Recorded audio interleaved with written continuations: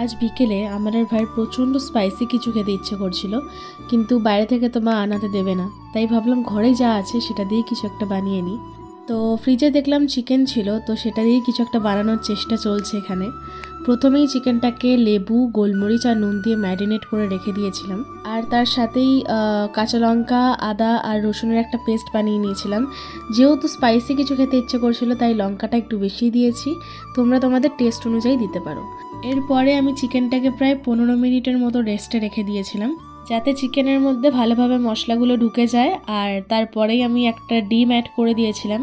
লাস্টে কর্নফ্লাওয়ার আর বেসন দিয়ে ভালোভাবে মেখে এটাকে গরম তেলে ভেজে নিতে হবে, যতক্ষণ না এটা গোল্ডেন ব্রাউন একটা কালার আসছে। আমি তো এটা ঘরে ট্রাই করে দেখেছি আর খেতে খুব ভালো হয়েছিল। তোমরাও ঘরে এটা ট্রাই করে দেখতে পারো, আর আমাকে অবশ্যই কমেন্ট বক্সে জানিও তোমাদের কীরকম লেগেছে। আজকের ভিডিওটা তাহলে এইটুকুই রইলো, দেখা হচ্ছে একটা নতুন ভিডিওতে।